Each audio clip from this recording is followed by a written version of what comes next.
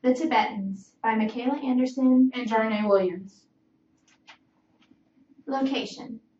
The Tibetans live on the Qinghai Tibetan Plateau. It extends to the Himalayas mountain range, the highest one in the world. Most Tibetans can be found in the Tibetan Autonomous Region. However, many others live in the Qinghai, Yansu, Sichuan, and Yunnan provinces. Southwest Tibet has a damp, mild climate. Northwest Tibet is quite barren, but its river valleys provide land for nomads to raise their cattle. History. For at least 1,500 years, the nation of Tibet has had a complex relationship with its large and powerful neighbor to the east, China, or the PRC, People's Republic of China. The history of Tibet and China reveals that the relationship has not always been as one-sided as it now appears. Indeed, as with China's relations with the Mongols and the Japanese, the balance of power between China and Tibet has shifted between the centuries. Right now, China's main goal for Tibet is modernization, and this has been a cause of conflict between the two countries. Environment. The Tibetan Plateau, dubbed the Third Pole, holds the largest store of water ice in the world, and it's the source of many Asia's rivers. It also happens to be the largest plateau in the world, called the roof of the world. The plateau holds the Hindu Kush Himalayan ice sheet, which is considered to be one of the largest ice masses in the world. For thousands of years, despite its cold environment, the Tibetan people occupied this plateau and created cultural landscapes based on the principles of simplicity and nonviolence that are in harmony with the environment. Guided by Buddhist beliefs in the interdependence of both non-living and living elements of the earth, Tibetans lived in harmony with nature. These beliefs are strengthened by the Tibetan Buddhist traditional adherence to the principle of self-contentment, that the environment should be used to fulfill one's need and not to fulfill one's greed. Tibet remained unfenced, its grasslands intact, its cold climate able to hold enormous amounts of organic carbon in the soil, which China wants to start using for products to sell among other minerals. Millions of Tibetan nomads moved from their traditional grasslands to urban settlements, opening their land for the extraction of resources and ending traditional agricultural practices, which have sustained and protected the Tibetan environment for centuries. Environment and population. Tibetans are traditionally divided into groups according to their geographic origin, occupation, and also their social status. The plateau is divided into 5 general regions, each with a distinctive climate.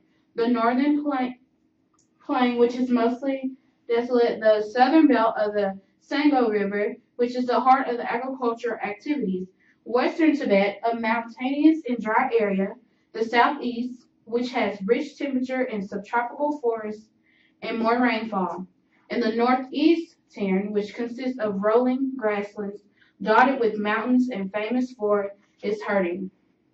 Traditionally, settlement patterns were determined by region and by the 3 major occupations: peasant farming, nomadic herding, and monkhood. Peasants lived in the single dwellings as well as village clusters, whereas nomads lived in tents, camping both individually and in clusters as they followed their herds through seasonal migration patterns. Monks lived in monasteries of varying sizes, some reportedly with as many as 10,000 individuals. There are only 3 major urban centers, all located in the southern belt of the plateau. The non-nomadic society was also divided into hierarchical social groups ranging from the ruler and the noble elite to private landowners, peasants, and craftspersons. Since the incorporation of Tibet into the PRC after 1950, many Han Chinese have migrated onto the plateau, primarily to the urban centers where they now outnumber the ethnic Tibetan nomads who were originally settled into camps but have recently been allowed to resume transhuman patterns. Population continued. The majority of Tibetans live on the Central Asian Plateau, bounded on the south by the Himalayas Mountains, on the west by the Karakoram, and on the east side by the Tangkula Mountains, and on the north side by the Kunlun Mountains and the Taklamakan Desert. This is a high mountain plateau of more than 3.9 million square kilometers, which averages 12,000 feet above sea level and has an extreme temperature fluctuations, and receives 46 centimeters or less of annual precipitation. However, a substantial number of Tibetans migrated from the plateau to Bhutan, Nepal, India, and other countries. There are currently several large reserves of Tibetans in India, some with as many as 5,000 inhabitants. Estimates of the Tibetan population are subject to dispute. The fighting in the 1950s over control of the plateau caused substantial human loss. The current Chinese figures for the total population of ethnic Tibetans within Chinese borders is 4.5 million, about half in the Tibet Autonomous Region, the rest in Qinghai, Gansu, Xinjiang, and Yunnan provinces. The Indian government has estimated the number of ethnic Tibetans currently in India at approximately 100,000. Tibetan belongs to the Tibetan-Burmese branch of the Sino-Tibetan language family. It is also known as Bodish. There are two main Tibetan languages, Central Tibetan and also Western Tibetan. They also have many other regional dialects spoken throughout the plateau, the Himalayas, and parts of South Asia. Tibetan is monosyllabic with no constant clusters, 5 vowels, 26 consonants, and a blunt verb system. Tones and a subject-object-verb word order. The Tibetan script is a readaptation of a Northern Indian script devised for the first historical king around AD 630. Traditionally, the land was divided into Yusang, Amdo, and Kam, 3 dialect boundaries. The map below shows 2 of the divides in these boundaries, the Amdo and Kam. The area labeled as the Tibet is where Yusang is spoken. Culture. The inhabitants in Tibet include Tibetans, Menpa, Luopa, Han Chinese, Hui, Sherpa, and a few Dang people. Among them, the Tibetans are the main inhabitants who take up more than 92% of the regional population. The Tibetan people are optimistic, bold, and uninhibited. Traditionally, farmers settled in small villages with barley as their main crop. Roaming nomads earn their living by herding yaks and sheep. Most Tibetans in cities today make a living as craftsmen. More and more people are migrating into businesses. However, their traditional lifestyles have not fully disappeared. Most people here are devout Buddhist, while only a few believe in the old Bon, Islam, and Catholicism, also having a few followers in Lhasa and Yangjing respectively. In this case, the land has grand temples and religious sites. The Jokheim Temple and the Sera Monastery are famous ones. Strolling on the street there, you can find many mani stones, colorful prayer flags, and people wheeling prayer wheels,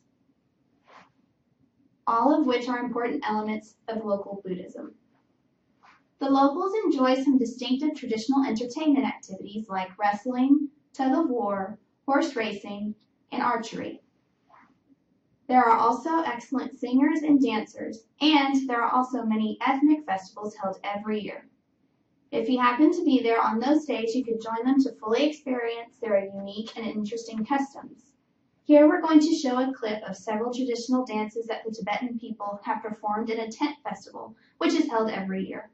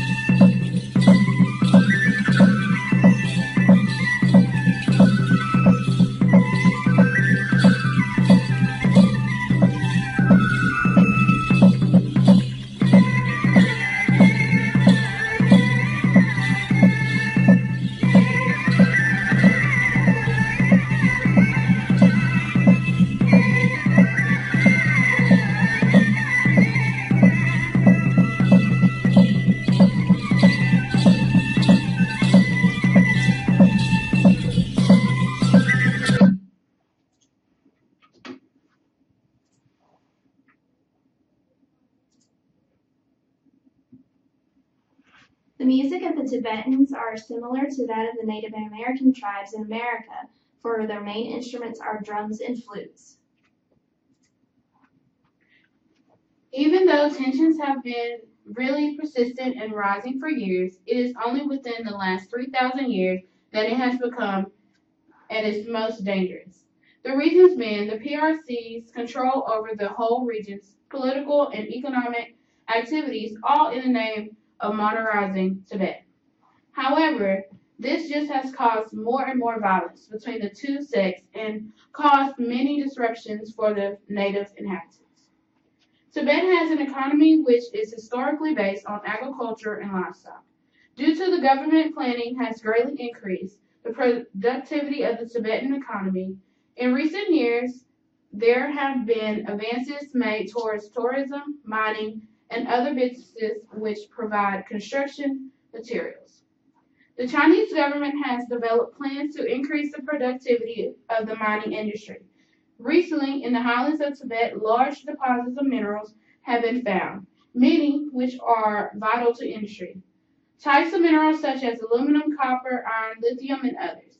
These minerals were found near the Lhasa Railroad, which could provide for an easier access.